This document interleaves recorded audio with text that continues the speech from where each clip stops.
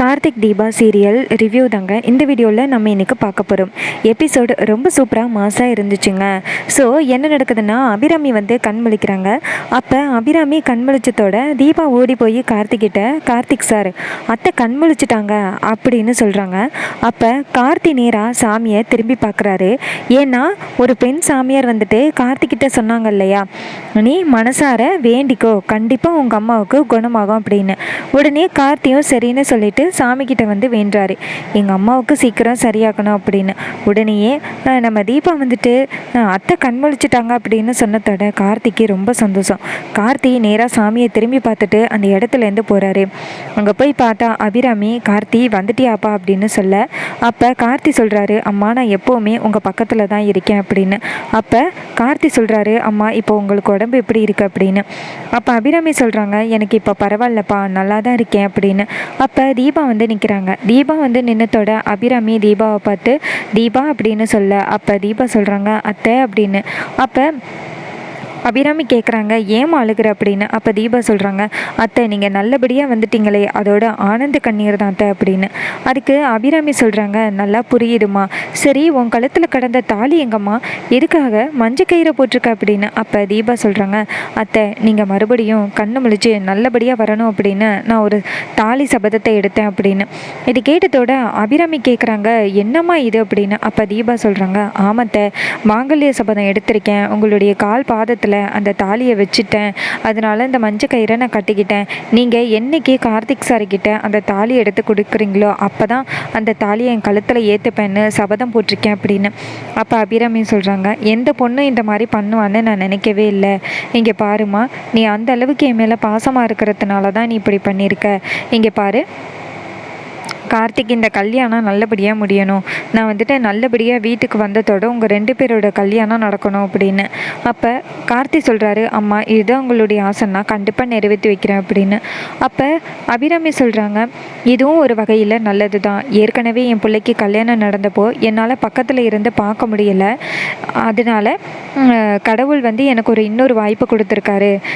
இந்த தாலியை வந்துட்டு நான் எடுத்து கொடுக்க நீ தீபா கழுத்தில் கட்டணும், அந்த கல்யாணம் ரொம்ப அருமையாக நடக்கணும் அப்படின்னு. அப்போ கார்த்தி சொல்கிறாரு, அம்மா இது வரைக்கும் நீங்கள் ஆசைப்பட்ட விஷயம் எதுவும் முடியாதுன்னு சொல்லியிருக்கேனா, கண்டிப்பாக இந்த கல்யாணம் நல்லபடியாக முடியும், எந்த பிரச்சனையும் இல்லை அப்படின்னு கார்த்தி சொல்கிறாரு. அபிராமியும் சரிப்பா அப்படின்னு சொல்கிறாங்க. அப்போ ரூமுக்குள்ளே எல்லோரும் வராங்க. வந்ததோட நம்ம அபிராமியை நேராக அருணாச்சலத்தை பார்த்துட்டு, என்னங்க ஒழுங்காக சாப்பிட்றது இல்லையா அப்படின்னு கேட்க, அருணாச்சலம் சொல்கிறாரு, அபிராமி உனக்கு என்றைக்கு உடம்பு சரியாகுதுன்னு தெரியுதோ அன்றைக்கி தானே அபிராமி என்னால் ஒழுங்காக சாப்பிட முடியும் அப்படின்னு. அப்போ அபிராமி சொல்கிறாங்க, இங்கே பாருங்கள், எனக்கு உடம்பு சரியில்லைன்னு உங்களுடைய உடம்புக்கு எடுத்துக்கிறது ரொம்ப தப்பு. ஒழுங்காக டேப்லெட் போட்டு நல்லபடியாக உடம்பை பார்த்துக்கிறது இல்லையா அப்படின்னு. அப்போ அருணாச்சலம் சொல்கிறாரு, அபிராமி நீ தான் வந்துட்டியல்ல, இனிமேல் எனக்கு எந்த பிரச்சனையும் இல்லை, நான் நல்லபடியாக சாப்பிட்டு டேப்லெட் எல்லாம் போட்டுட்டு உடம்பை பார்த்துக்கிறேன் அப்படின்னு. அபிராமியும் சரிங்க அப்படின்னு சொல்கிறாங்க. அதுக்கப்புறம் ஐஸ்வர்யாவை பார்த்து, என்ன ஐஸ்வர்யா எதுவும் ப்ராப்ளம் பண்ணிக்கிட்டு இருக்கியா இல்லை திருந்திட்டியா அப்படின்னு. அப்போ ஐஸ்வர்யா சொல்கிறாங்க, என்னங்க அத்தை நான் நல்லபடியாக திருந்திட்டேன் அத்தை, ஆனால் இவர் தான் என்னை 2 தடவை அடிச்சிட்டாரு அப்படின்னு. அப்போ அபிராமி நேராக அருணை பார்த்து, அருண் என்ன இதெல்லாம் அப்படின்னு சொல்ல, அருண் சொல்கிறாரு, இல்லைம்மா வழக்கம் போல் 2-3 தப்பு பண்ணா அதான் அடிச்சிட்டேன் அப்படின்னு. அப்போ அபிராமி சொல்கிறாங்க, இதுக்கப்புறம் ஐஸ்வர்யா மேலே கை வைக்கிற வேலை வச்சுக்காத அப்படின்னு. அதுக்கு ஐஸ்வர்யா சொல்கிறாங்க, அப்படி சொல்லுங்க அத்தை அப்படின்னு. அப்போ அருணும், சரிம்மா நான் இனிமேல் ஐஸ்வர்யா மேலே கை வைக்க மாட்டேன் அப்படின்னு சொல்கிறாரு. அதுக்கப்புறமா நேராக மீனாட்சியை பார்த்து, மீனாட்சி வந்துட்டியாம்மா அப்படின்னு சொல்ல, மீனாட்சி அத்தையை பார்த்து, அத்தை நீங்கள் நல்லபடியாக வந்துடணும்னு எத்தனை கோயில் தெரியும்னு வேண்டிக்கிட்டோம் அப்படின்னு. அப்போ அபிராமி சொல்கிறாங்க, இனிமேல் நீ என்னை பற்றி தான் யோசிக்கிற, ஆனால் உன் வாழ்க்கையை பற்றி யோசிக்கலை இல்லை, இங்கே பாரு நீ மறுபடியும் என் வீட்டுக்கு மருமகளாக வரணும் அப்படின்னு. அப்போ மீனாட்சி சொல்கிறாங்க, அத்தை இதுதான் உங்களுடைய ஆசைன்னா நான் கண்டிப்பாக உங்கள் வீட்டுக்கு மருமகளாக திரும்பி வந்துடுறேன் அப்படின்னு. அப்போ அபிராமி நேராக ஆனந்தை பார்த்து, பாத்தியா ஆனந்த் மீனாட்சியோட குணத்தை, மீனாட்சி ரொம்ப நல்லவ, ஆனால் நீ தான் அவளை புரிஞ்சிக்காம நீ அவளுக்கு துரோகம் பண்ணிட்ட அப்படின்னு. ஆனந்த் சொல்கிறாரு, அம்மா இப்போ புரியுதுமா, இனிமேல் நான் எந்த தப்பும் பண்ண மாட்டேன் அப்படின்னு ஆனந்த் சொல்கிறாரு. அதுக்கப்புறமா அபிராமி நேராக வந்துட்டு நம்ம தீபாவை பார்த்து, இங்கே பாரு தீபா உன் கல்யாணம் கார்த்திக் கல்யாணம் நல்லபடியாக நடக்கணும் அப்படின்னு. அப்போ தீபா சொல்கிறாங்க, கண்டிப்பாக அத்தை அப்படின்னு. அதுக்கப்புறமா அந்த இடத்துக்கு ரம்யா வராங்க. ரம்யா வந்ததோட நம்ம அருணாச்சலம் நேராக அபிராமியை பார்த்து, நாச்சியா, ரம்யாவை உனக்கு ஞாபகம் இருக்கா அப்படின்னு. அப்போ அபிராமி சொல்கிறாங்க, எப்படிங்க ஞாபகம் இல்லாமல் இருக்கும், அவளும் எனக்கு ஒரு மகா மாதிரி தானே அப்படின்னு. அப்போ ரம்யா சொல்கிறாங்க, இங்கே பாருங்கள் அம்மா, உங்களுக்காக நான் பரிகாரம் செஞ்சேன் தெரியுமா அப்படின்னு.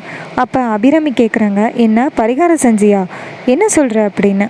அப்போ ரம்யா சொல்கிறாங்க, ஆமாத்த, உங்களுக்காக அப்படி ஒரு கஷ்டமான பரிகாரத்தை நான் செஞ்சேன்,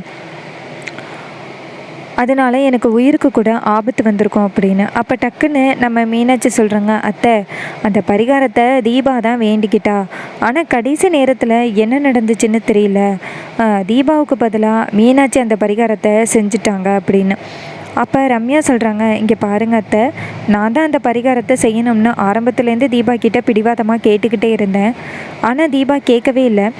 அப்புறம் தீபா கிட்டே எடுத்து சொன்னேன், இது மாதிரி உனக்காக உன் குடும்பமே காத்துக்கிட்டு இருக்கோம், ஆனால் எனக்கு யாருமே இல்லை, அதனால் என் குடும்பத்துலேருந்து யாருமே நான் போயிட்டேன்னா வருத்தப்பட மாட்டாங்க, அதனால் இந்த பரிகாரத்தை நானே செய்கிறேன் அப்படின்னு அவகிட்ட ரொம்ப பிடிவாதம் பிடித்தேன். உடனே தீபாவும் சரின்னு சொல்லி ஒத்துக்கிட்டா. அதுக்கப்புறமா நான் அந்த பரிகாரத்தை செஞ்சு முடிச்சிட்டேன் அப்படின்னு.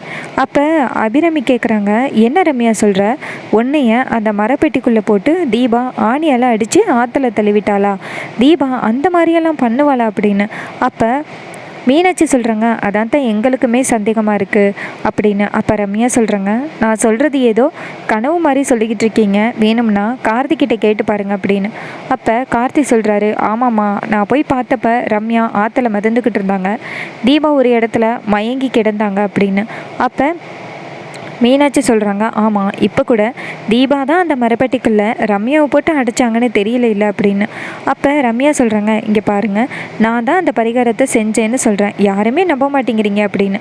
அப்போ அபிராமி சொல்கிறாங்க, இங்கே பாருமா, நீ தான் அந்த பரிகாரத்தை செஞ்சுருக்கேன், என் பெத்த பொண்ணு கூட அப்படி செஞ்சிருப்பாளான்னு தெரியல, ஆனால் நீ எனக்காக பண்ணியிருக்க அப்படின்ட்டு அபிராமி ரம்யாவுக்கு நன்றி சொல்கிறாங்க. அப்போ ரம்யா சொல்கிறாங்க, பரவாயில்ல, நானும் உங்கள் குடும்பத்தில் ஒருத்தி மாதிரி தானே அப்படின்னு. அப்போ அபிராமி சொல்கிறாங்க, ஆமாம், நீயே இந்த குடும்பத்தில் ஒருத்தி மாதிரி தான், கார்த்தி, அருண் எல்லாருமே எனக்கு எப்படி மகன்கள் போறியோ அதே மாதிரி நீ எனக்கு மகமாரி அப்படின்னு. அப்போ நம்ம ரம்யா நினைக்கிறாங்க, உனக்கு மகளாக வரணும்னு நினைக்கல, உனக்கு மருமகளாக வரணும்னு நினைக்கிறேன் அப்படின்னு. அப்புறமா வந்துட்டு அருணாச்சலம் சொல்கிறாரு, நாச்சியா, ஹாஸ்பிட்டலில் எல்லாருமே ஒரே நேரத்தில் தங்கக்கூடாது, நாங்கள் எல்லாருமே வீட்டுக்கு போகிறோம், உன்னைய டிஸ்சார்ஜ் பண்ணி கூட்டிகிட்டு வரதை கார்த்தி பார்த்துப்பான் அப்படின்னு. அபிராமியும் சரிங்க அப்படின்னு சொல்கிறாங்க. எல்லாருமே அந்த இடத்துலேருந்து போகிறாங்க. தீபாவும் கார்த்தியும் இருக்காங்க. அப்போ அபிராமி சொல்கிறாங்க, கார்த்தி, தீபா, நீங்கள் 2 பேரும் நல்லபடியாக வாழணும் அப்படிங்கிறது தான் என்னுடைய ஆசையே. தீபா மறுபடியும் இந்த மாதிரி தாலி கட்டி வைக்கிற சபதத்தை எல்லாம் எடுக்காது அப்படின்னு. அப்போ தீபா சொல்கிறாங்க, சரித்த, நீங்கள் ஒரு தடவை சொல்லிட்டா கண்டிப்பாக நான் அந்த மாதிரி பரிகாரம் எதுவுமே செய்ய மாட்டேன் அப்படின்னு.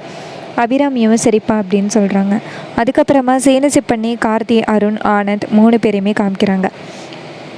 ஆனந்த் சொல்கிறாரு, நல்ல வேளை அம்மாவுக்கு எதுவும் ஆகலை, அம்மா நல்லபடியாக திரும்பி வந்துட்டாங்க, அம்மாவுக்கு ஏதாவது ஆகியிருந்துச்சுன்னா குற்ற உணர்ச்சியிலேயே நான் கண்டிப்பாக வந்துட்டு ஏதாவது பண்ணியிருந்திருப்பேன், அந்த ரியாவையும் கொலை பண்ணிட்டு அப்படின்னு. அப்போ கார்த்தி சொல்கிறாரு, இங்கே பாருண்ணா, அதை பற்றி இனிமேல் யோசிக்காது அப்படின்னு. அருண் சொல்கிறாரு, கார்த்தி, இதுக்கப்புறம் நம்ம வீட்டில் எந்த பிரச்சனையும் இல்லை, அம்மாவை டிஸ்சார்ஜ் பண்ணி வீட்டுக்கு கூட்டிகிட்டு வந்துட்டு சந்தோஷமாக இருக்கலாம் அப்படின்னு. அப்போ கார்த்தி சொல்கிறாரு, அண்ணா, எப்படி வந்துட்டு சந்தோஷமாக இருக்க முடியும், அந்த ரியா இன்னும் சுதந்திரமாக வெளியில் தானே தெரிஞ்சுக்கிட்டு இருக்கா, இன்னும் அவளை போலீஸ் அரெஸ்ட் பண்ணவே இல்லை அப்படின்னு. அப்போ ஆனந்த் சொல்கிறாரு, ஆமாம் கார்த்தி, இன்னுமே அந்த ரியா வெளியில் தானே சுற்றிக்கிட்டு இருக்கா, அவளை எப்படி பிடிக்கிறது அப்படின்னு கேட்க, அதுக்கு அருண் சொல்கிறாரு, அதான் கார்த்தி, எனக்கு ஒன்றும் புரியல அப்படின்னு. அப்போ கார்த்தி சொல்கிறாரு, அண்ணா, இடையில அந்த ரியா கால் பண்ணாளா உனக்கு அப்படின்னு. ஆனந்த் சொல்கிறாரு, இல்லை கார்த்தி, எனக்கு அந்த ரியா இடையில கால் பண்ணவே இல்லை அப்படின்னு. இன்னொரு பக்கம் அந்த ரியாவை காமிக்கிறாங்க. ரியா வந்துட்டு என்ன நினைக்கிறாங்கன்னா, மறுபடியும் அந்த வீட்டுக்குள்ளே எப்படியாவது நம்ம மருமகளாக போகணும், இந்த ராஜேஸ்வரி என்னை ஆனந்துக்கு வப்பாட்டின்னு சொல்கிறா, அந்த வீட்டில் நான் ஆனந்துக்கு பொண்டாட்டியாக மறுபடியும் காலடி எடுத்து வைக்கணும், அதுக்கு நம்ம என்ன பண்ணுறது, ஆனந்தை கண்டிப்பாக மிரட்டணும்னா அவன் நம்ம சொல்கிறத கண்டிப்பாக கேட்டுருவான், ஸோ அவனுக்கு நம்ம கால் பண்ணி அவனுக்கு 2 பயம் கட்டினா கண்டிப்பாக அவன் ஒத்துக்கிட்டு தான் ஆகணும் அப்படின்னு ரியா நினைக்கிறாங்க.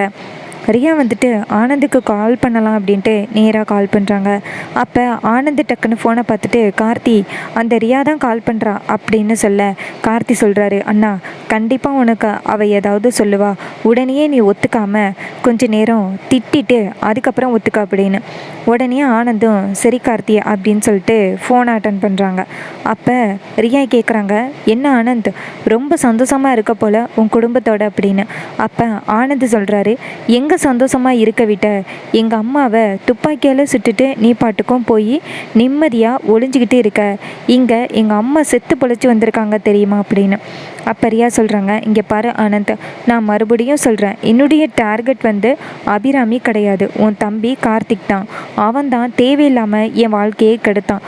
அதனால தான் அவனை சுடுறதுக்காக நான் துப்பாக்கியே எடுத்தேன்.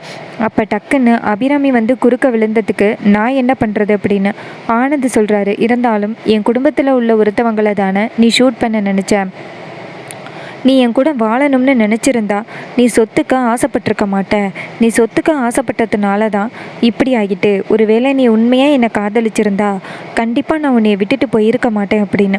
அப்போ ரியா சொல்கிறாங்க, ஆனந்த் நீ கொஞ்சம் ஓவராக தான் பேசுகிற, என்ன உன் தம்பி சொல்லி கொடுத்தானா அப்படின்னு. அப்போ ஆனந்த் சொல்கிறாரு, இங்கே பாரு, நான் என்னுடைய சுய புத்தியோடு தான் பேசுகிறேன்.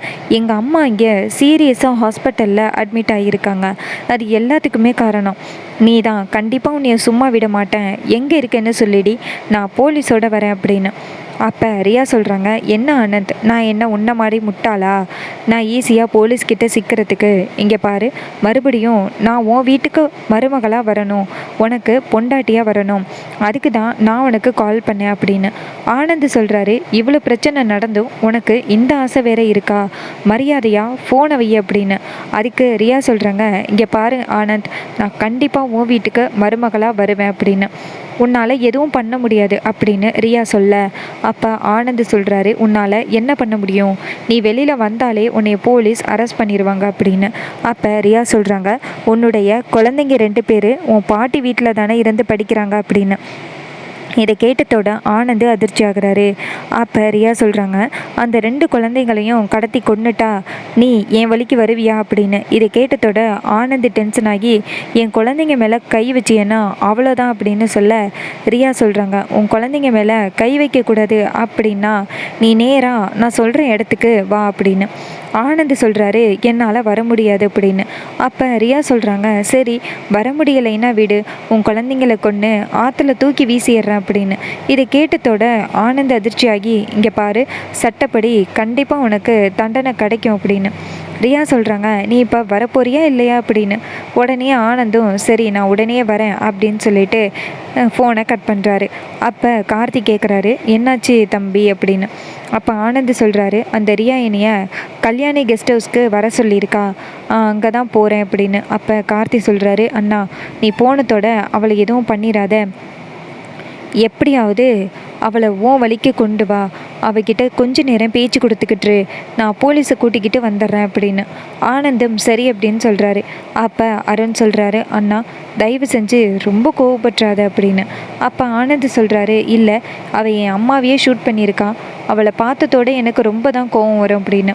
அப்போ கார்த்தி சொல்கிறாரு, அண்ணா உன்னுடைய கோவத்தை எல்லாம் கண்ட்ரோல் பண்ணிக்க, இல்லைன்னா அந்த ரியா நம்மளுடைய திட்டத்தை கண்டுபிடிச்சிருவா அப்படின்னு.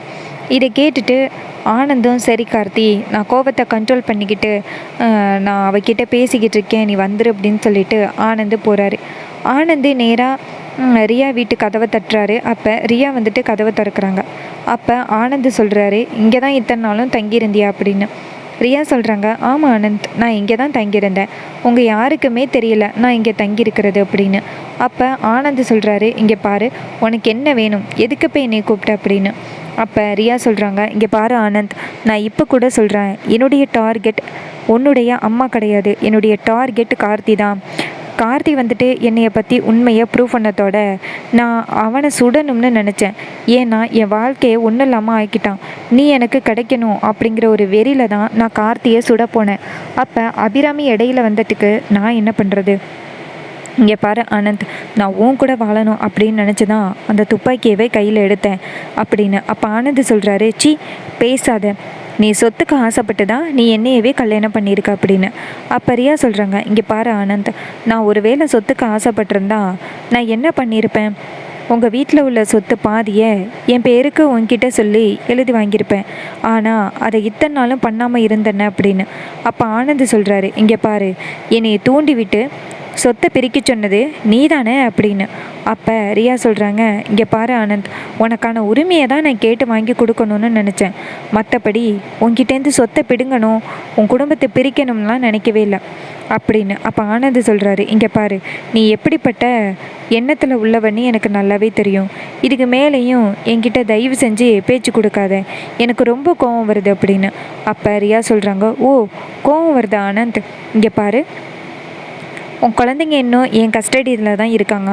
அவங்க உயிரோடு போகணும்னா நீ வந்துட்டு நான் சொல்கிறதுக்கு செவிச்சாச்சு தான் ஆகணும் அப்படின்னு. ஆனந்த் சொல்கிறாரு, இங்கே பாரு, இப்போ உனக்கு என்ன வேணும் அப்படின்னு. அப்போ ரியா சொல்கிறாங்க, மறுபடியும் உன் வீட்டுக்கு நான் மருமகளாக வரணும், அதுவும் மூத்த மருமகளா ராணியா அந்த வீட்டுக்கு வரணும் அப்படின்னு. அப்போ ஆனந்த் ரியாவை ஓங்கி அறையிறாரு. அப்போ ரியா அதிர்ச்சியாகி, ஆனந்த் இப்போ எதுக்கு என்னை அடிக்கிற அப்படின்னு கேட்க, அப்போ ஆனந்த் சொல்கிறாரு, நீ எப்பேற்பட்ட வேலையை பண்ணிக்கிட்டு என்ன இப்படி பேசுகிற அப்படின்னு சொல்லிட்டு ஆனந்த் மறுபடியும் ரியாவை அறையிறாரு. ரியா செம ஷாக் ஆகி, ஆனந்த் எதுக்காக இப்போ என்னை அடிக்கிற அப்படின்னு. அப்போ ஆனந்த் சொல்கிறாரு, என் கோவத்துக்கு உன்னை நான் கொன்று போடுறதுக்கு தான் இங்கே வந்தேன் அப்படின்ட்டு ஆனந்த் போயிட்டு ஃப்ரூட் கட் பண்ணுற அந்த கத்தியை எடுத்துக்கிட்டு வராரு. கத்தியை பார்த்ததோட ரியா அதிர்ச்சி ஆகுறாங்க. அப்போ ஆனந்த் சொல்கிறாரு, உன்ன மாதிரி ஆள் உயிரோடவே இருக்கக்கூடாது, எங்கள் அம்மாவையா நீ ஷூட் பண்ண அப்படின்ட்டு ஆனந்த் கத்தியை ஓங்குறாரு. இன்னொரு பக்கம் போலீஸ் அந்த கெஸ்ட் ஹவுஸ்க்கு வந்துக்கிட்டு இருக்காங்க. போலீஸ் நேராக வந்துட்டு கதவை திறக்க, அப்போ பார்த்தா ரியா வந்துட்டு கையில் கயிறை கட்டிக்கிட்டு உட்காந்துருக்காங்க. ஆனந்த் கத்தியை ஃப்ரூட்டில் குத்தி வச்சுட்டு உட்காந்துருக்காரு. அப்போ போலீஸ் நேராக வந்துட்டு ரியாவை பிடிக்கிறாங்க. அப்போ ஆனந்த் சொல்கிறாரு, இங்கே பாருங்கள் சார், இவ வெளியில் வர முடியாத அளவுக்கு இவ மேலே கேஸ் போடுங்க, இவ காலத்துக்கும் வெளியில் வரக்கூடாது அப்படின்னு. அப்போ ரியா சொல்கிறாங்க, ஆனந்த் உனக்கு இந்த அளவுக்கு கண்டிப்பாக அறிவு இருக்காது, நீ யாரோ ஒருத்தவங்க சொல்லி தான் இப்படி பண்ணுற அப்படின்னு. அப்போ அந்த இடத்துக்கு மாசா கார்த்தி வராரு. கார்த்தி வந்ததோட ரியாட்ட சொல்கிறாரு, இங்கே பாரு, ஆனந்தனை தான் உன்னைய பிடிச்சது அப்படின்னு. அப்போ ரியா சொல்கிறாங்க, ஆனந்துக்கு இந்த அளவுக்கு அறிவு இருக்கிறதுக்கு வாய்ப்பு இல்லை, நீ தான் இதுக்கு பின்னாடி இருக்கியா அப்படின்னு. அப்போ கார்த்தி சொல்கிறாரு, சார் விட்டா இவ இப்படி தான் சார் பேசிக்கிட்டு இருப்பா, இவளை பிடிச்சிட்டு போங்க, இவளை வெளியிலே விடாதீங்க அப்படின்னு. அப்போ ரியா சொல்கிறாங்க, கார்த்தி கண்டிப்பாக உன்னை நான் விடமாட்டேன், என்னையும் ஆனந்தையும் பிரிக்கிறதுல உனக்கு அப்படி என்ன சந்தோஷம் அப்படின்னு. அப்போ கார்த்தி சொல்கிறாரு, இங்கே பாரு, அடுத்த புருஷனுக்கு ஆசைப்படுறதே தப்பு, இதில் அவனை கல்யாணம் பண்ணிவிட்டு வீட்டில் வந்து உட்காந்துக்கிட்டு நான் தான் மூத்த மருமகன்னு நீ எல்லாரையும் வந்து டார்ச்சர் பண்ணியிருக்க, இதில் எங்கள் அம்மாவை வேற நீ ஷூட் பண்ணியிருக்க, உனக்கு கண்டிப்பாக தக்க தண்டனை கிடைக்கும்டி அப்படின்னு சொல்ல ரியா சொல்கிறாங்க, இங்கே பாரு கார்த்தி, கண்டிப்பாக நான் சீக்கிரம் ரிலீஸ் ஆன உடனேயே நான் உன்னை கண்டிப்பாக விடமாட்டேன், வீட்டுக்கு நான் மறுபடியும் மருமகளாக வருவோம் பாரு அப்படின்னு சொல்ல. அப்போ கார்த்தி சொல்கிறாரு, உன்னால் முடிஞ்சதை பார்த்துக்க அப்படின்னு சொல்ல போலீஸ் வந்துட்டு ரியாவை அரெஸ்ட் பண்ணி அந்த இடத்துலேருந்து அழைச்சிட்டு போகிறாங்க. அப்போ ரியா வந்துட்டு புலம்பிக்கிட்டே போகிறாங்க, இப்படி ஆனந்தை நம்பி கோட்டை விட்டுட்டோமே அப்படின்னு. இன்னொரு பக்கம் ஆனந்த் சொல்கிறாரு கார்த்திகிட்ட, கார்த்தி உன்னுடைய ஹெல்ப்னால தான் இன்னைக்கு ரியாவை பிடிச்சிருக்கோம் அப்படின்னு. அப்போ கார்த்தி சொல்கிறாரு, இங்கே பாருன்னா, இன்னைக்கு உன்னுடைய ஹெல்ப்பால் தான் அந்த ரியாவையே பிடிச்சிருக்கோம், இத்தனை நாளும் அந்த ரியா எங்கே இருக்கான்னு போலீஸ் யாருக்குமே தெரியல, ஆனால் நீ இன்னைக்கு சுலபமாக கண்டுபிடிச்சிட்ட, உன்னால தான் இன்னைக்கு அந்த ரியாவையே கண்டுபிடிச்சோம் அப்படின்னு. ஆனந்த் சொல்கிறாரு, இன்றைக்கி தான் கார்த்தி எனக்கு நிம்மதியாக இருக்குது, அம்மாவும் நல்லபடியாக வீட்டுக்கு வந்துட்டாங்க, தப்பு செஞ்ச ரியா மறுபடியும் ஜெயிலுக்குள்ளே போயிட்டா, எனக்கு இப்போ தான் சந்தோஷமாக இருக்குது அப்படின்னு. அப்போ கார்த்தி சொல்கிறாரு, அண்ணா இதுக்கப்புறமாவது எந்த பெண்களையும் நம்பாமல் உன்னைய கல்யாணம் பண்ணியிருக்க மீனாட்சி அக்காவுக்கு கொஞ்சம் உண்மையாக நடந்துக்க அப்படின்னு. ஆனந்த் சொல்கிறாரு, மீனாட்சியை விட யாருமே என்னைய இந்த அளவுக்கு காதலிப்பாங்கன்னு நான் பார்த்ததே கிடையாது, அந்த ரியாவோட மாய வழியில் சிக்கினதுனால தான் நான் மீனாட்சியை பற்றி புரிஞ்சிக்காமல் இருந்துட்டேன் கார்த்தி, என்னை மன்னிச்சிரு அப்படின்னு. அப்போ கார்த்தி சொல்கிறாரு, இங்கே பாருன்னா, நடந்தது வரைக்கும் நடந்ததாகவே இருக்கட்டும், இதுக்கப்புறம் நீயும் மீனாட்சி அண்ணியும் சந்தோஷமாக இருக்கணும் அப்படின்னு. ஆனந்தும் சரி அப்படின்னு சொல்கிறாரு. அதுக்கப்புறமா அந்த ரியாவை ஸ்டேஷனுக்கு பிடிச்சிட்டு போகிறாங்க. அப்போ ரியா கையில் இருக்கிற ஃபோனையும் வாங்கிக்கிறாங்க. அப்போ போலீஸ் வந்துட்டு ரியாட்ட சொல்கிறாங்க, நீ எவ்வளோ பெரிய வேலை பண்ணிவிட்டு எங்கள் எல்லாருக்குமே டிமிக்கு கொடுத்துட்டு எங்கே ஒளிஞ்சிக்கிட்டு இருந்த இத்தனை நாளும் அப்படின்னு. அதுக்கு ரியா சொல்கிறாங்க, அதெல்லாம் சொல்ல முடியாது, நான் ஒரு பாதுகாப்பான இடத்துல தான் இருந்தேன் அப்படின்னு. அப்போ போலீஸ் சொல்கிறாங்க, இங்கே பாரு, அன்றைக்கி நாங்கள் சிசிடிவி ஃபுட்டேஜை கலெக்ட் பண்ண வரும் பொழுது உன் பக்கத்தில் ஒரு லேடி இருந்தாலே அவள் யார் அப்படின்னு. அப்போ ரியா சொல்கிறாங்க, அதெல்லாம் சொல்ல முடியாது, அவளுக்கு காசு கொடுத்தா அவள் எனக்கு ஹெல்ப்பாக இருப்பா அப்படின்னு. அப்போ போலீஸ் கேட்குறாங்க, அதான் கேட்குறேன் யாருன்னு சொல்லு அப்படின்னு. அப்போ ரியா சொல்கிறாங்க, அதெல்லாம் நான் சொல்ல முடியாது அப்படின்னு. போலீஸ் சொல்கிறாங்க, நீ சொல்லணுன்னாலும் உன் ஃபோனில் கான்டாக்ட்ஸ் எல்லாம் இருக்குல்ல, அதை வச்சே நாங்கள் கண்டுபிடிச்சிருவோம் அப்படின்னு. அப்போ ரியா சொல்கிறாங்க, அது ஆனந்தோட சிம்மு, அதனால அதில் ஆனந்தோட நம்பர்ஸ் தான் இருக்கும் அப்படின்னு. அப்போ போலீஸ் சொல்கிறாங்க, கடைசியாக நீ யாராருக்கு பேசின அப்படிங்கிறதையெல்லாம் ட்ரேஸ் பண்ணி ஈஸியாக உனக்கு யார் ஹெல்ப் பண்ணாங்களோ இத்தனை நாளும் அவங்கள கண்டுபிடிச்சிடலாம் அப்படின்னு.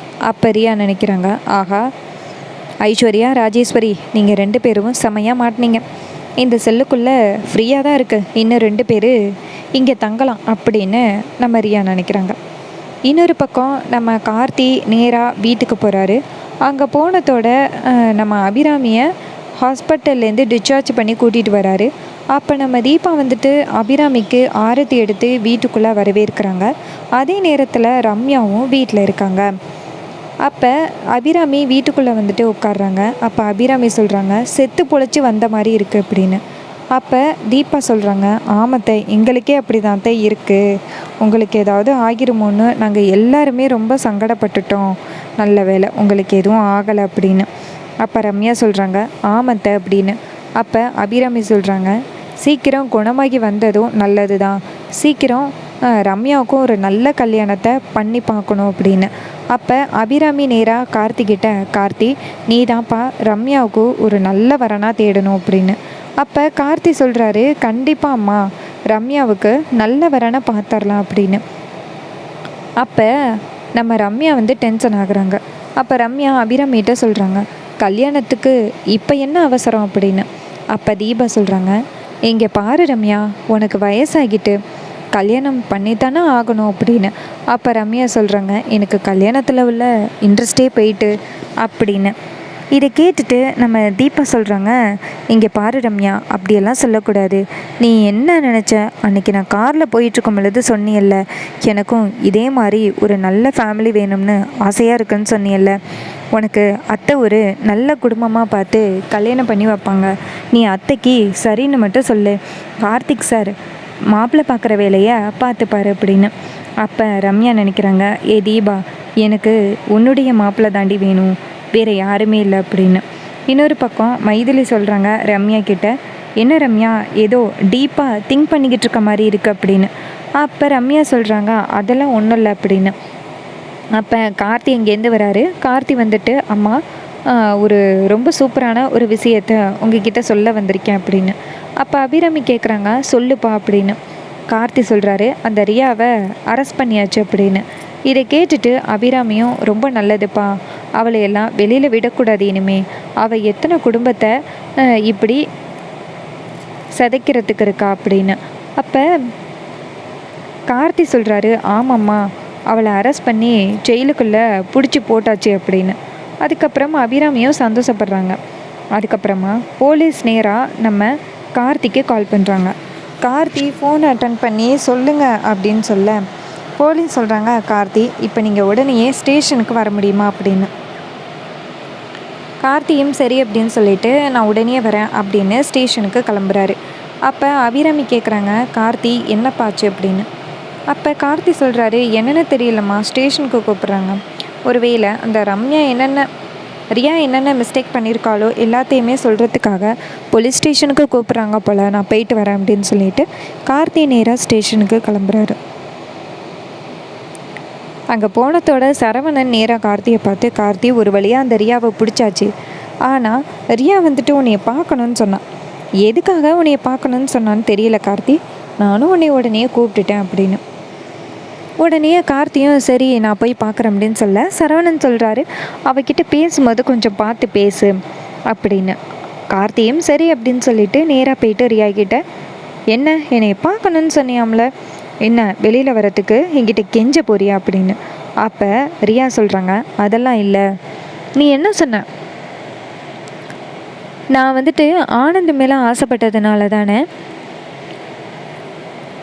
நான் இந்த நிலமையில் இருக்கேன். ஆனால் உன் வீட்டில் ஒரு பிரச்சனை நடந்துக்கிட்டு இருக்கு, உனக்கு தெரியுமா அப்படின்னு. அப்போ கார்த்தி சொல்கிறாரு, ஏன் ரியா உளறிக்கிட்டு இருக்க? மறுபடியும் என் குடும்பத்துக்குள்ளே ஏதாவது பிரச்சனையை உண்டாக்கி விட்டு வந்திருக்கியா அப்படின்னு. அப்போ ரியா சொல்கிறாங்க, நான் உன் குடும்பத்துக்குள்ளே எந்த பிரச்சனையும் நான் உண்டாக்கிட்டு வரல. ஆனால் எனக்கு நடந்த இதே பிரச்சனை தான் உன் வீட்டில் நடந்துக்கிட்டு இருக்கு. நான் ஆனந்த் மேலே ஆசைப்பட்டதுனால தானே நீ வந்துட்டு என்னைய போலீஸில் பிடிச்சு கொடுத்த.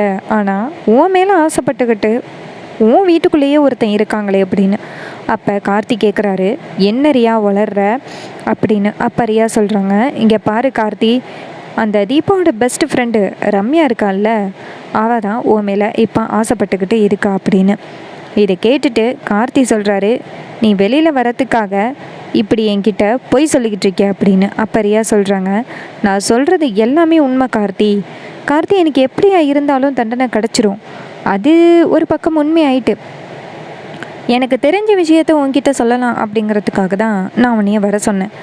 உன் மேலே அந்த ரம்யா ஆசைப்பட்டுக்கிட்டு இருக்கா, உன்னை கல்யாணம் பண்ணணும் அப்படின்னு நினைக்கிறா. அதுக்காக தான் அந்த தீபாவை யாருக்கும் தெரியாமல் அந்த காட்டுக்குள்ளே கூட்டிகிட்டு போயிட்டு அவளை கொலை பண்ண நினச்சா. அதுக்கப்புறம் ஒரு ரவுடியை வச்சு தீபாவை தீர்த்து கட்ட பார்த்தா. நான் சொல்கிறது எல்லாமே உண்மை.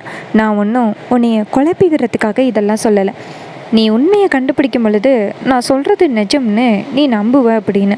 அப்போ கார்த்தி சொல்கிறாரு, இங்கே பாரு ரம்யா, தேவையில்லாமல் பொய் சொல்லாத அப்படின்னு. அப்போ ரியா சொல்கிறாரு, நான் சொல்கிறது எல்லாமே உண்மைன்னு ஒரு நாள் நீ புரிஞ்சுப்ப. நீ என்ன சொன்ன நேற்று? அடுத்தவங்களோட புருஷனுக்கு ஆசைப்படுறது தப்புன்னு சொன்னியல்ல, அதே தான் அந்த ரம்யா இப்போ பண்ணிக்கிட்டு இருக்கா. அவளை நீ என்ன பண்ண போகிற அப்படின்னு. அப்போ கார்த்தி டக்குன்னு இந்த பக்கமாக வராரு. அப்போ ரியா சொல்கிறாங்க, கார்த்தி சீக்கிரம் அந்த தீபா இந்த உலகத்தை விட்டே போக போகிறா அப்படின்னு. இதை கேட்டுட்டு கார்த்தி ரியாவை பார்த்து முறைச்சிக்கிட்டே வெளியில் வராரு. சரவணன் கேட்குறாரு, கார்த்தி என்னாச்சு அப்படின்னு. அப்போ கார்த்தி சொல்கிறாரு, இல்லை அந்த ரியா தேவையில்லாமல் புலம்புறா அப்படின்னு. அப்போ சரவணன் சொல்கிறாரு, இங்கே பாரு கார்த்தி, அவள் புலம்புறாளோ இல்லை உண்மையை சொல்கிறாளோ அது நமக்கு பிரச்சனை கிடையாது. பிரச்சனை என்னன்னா அவள் சொன்ன விஷயந்தான். அவள் சொன்ன விஷயம் ஒருவேளை உண்மையாக இருந்துச்சுன்னா என்ன பண்ணுறது கார்த்தி அப்படின்னு. அப்போ கார்த்தி சொல்கிறாரு, இது மாதிரி அந்த ரம்யா வந்துட்டு என் மேலே ஆசைப்படுறதா சொல்கிறாங்க. ஆனால் ரம்யாவை பார்த்தா அப்படி தெரியவே இல்லை. தீபாவும் ரம்யாவும் பெஸ்ட் ஃப்ரெண்ட்ஸு. ஆனால் ரம்யா வந்துட்டு தீபாவை கொலை பண்ண முயற்சி பண்ணதா அந்த ரியா சொல்கிறா. எதை நம்புறது எதை நம்பக்கூடாதுன்னு எனக்கு ஒன்றும் புரியலை சரவணன் அப்படின்னு. அப்போ சரவணன் சொல்கிறாரு, கார்த்தி என்கிட்ட ஒப்படைச்சிக்கோ, நான் பார்த்துக்கிறேன் என்ன நடக்குதுன்னு அப்படின்னு. இதை கேட்டுட்டு கார்த்தியும் சரி அப்படின்னு சொல்கிறாரு. அதுக்கப்புறம் சீனசிப் பண்ணி நம்ம கார்த்தி நேராக வீட்டுக்கு போகிறாரு. அங்கே வந்துட்டு நம்ம தீபாவும் ரம்யாவும் பேசிக்கிட்டு இருக்காங்க. அப்போ நம்ம தீபா சொல்கிறாங்க, இங்கே பாரு ரம்யா, உனக்கு ஒரு நல்ல வரனாக பார்த்து கல்யாணம் பண்ணி வைக்கணும் அப்படின்னு. அப்போ ரம்யா சொல்கிறாங்க, இல்லை தீபா, எனக்கு இப்போதைக்கு கல்யாணத்தில் எந்த விருப்பமும் இல்லை அப்படின்னு. அப்போ தீபா சொல்கிறாங்க, இங்கே பாரு, அப்பாவுக்கும் உடம்பு சரியில்லாமல் போகுது வர வர. அவருக்கு ஏதாவது திடீர்னு ஆகிருச்சுன்னா என்ன பண்ணுறது? உன்னை ஒரு இடத்துல பிடிச்சி கொடுத்துட்டு போகணும் அப்படின்னு தானே நினைக்கிறாரு. அதனால் உனக்கு ஒரு நல்ல இடமா பார்க்கணும், சொல்கிறது கேளு அப்படின்னு. உடனே ரம்யா சொல்கிறாங்க, சரி தீபா, உன் விருப்பம். ஆனால் உனக்கு என்றைக்கு கல்யாணம் நடக்குதோ அன்னைக்கு தான் எனக்கும் கல்யாணம் நடக்கணும் அப்படின்னு. அப்போ தீபா சொல்கிறாங்க, சரி அப்படியே வச்சுப்போம். கார்த்திக் சார் என்றைக்கு எனக்கு தாலி கட்டுறாருன்னா இன்னும் ஒரு வாரத்தில் அந்த கல்யாணம் நடக்க போகுது. அப்போ ஒரு வாரத்துலேயே மாப்பிள்ளை தேடி உனக்கு சேர்த்து கல்யாணத்தை முடிச்சிடலாமா அப்படின்னு. அதுக்கு ரம்யா சொல்கிறாங்க, கண்டிப்பாக தீபா அப்படின்னு. அப்போ கார்த்தி வந்து கேட்குறாரு, என்ன 2 பேரும் சீக்ரெட் பேசிக்கிட்டு இருக்கீங்க அப்படின்னு. அப்போ தீபா சொல்கிறாங்க, கார்த்திக் சார், எனக்கு கல்யாணம் நடக்குதில்ல உங்களுக்கு எனக்கும், அதே நாளில் தான் ரம்யாவுக்கும் கல்யாணம் பண்ணணும்னு சொல்கிறா அப்படின்னு. அப்போ கார்த்தி சொல்கிறாரு, அதுக்கு என்ன, கண்டிப்பாக பண்ணிடலாமே அப்படின்னு. உடனே ரம்யா நினைக்கிறாங்க, கார்த்தி நான் அடைய நினைக்கிறதே ஒன்று தான், அதே நாளில் கல்யாணம் நடந்தால் தான் நானும் மணப்பெண் மாதிரி வந்து உன் பக்கத்தில் யாருக்கும் தெரியாமல் உட்காந்து உன் கையிலேருந்து தாலியை வாங்கிக்கலாம் அப்படின்னு நினைக்கிறாங்க. ரொம்பவே சூப்பராகவும் அட்டகாசமாகவும் எபிசோடு கொண்டு போகிறாங்க.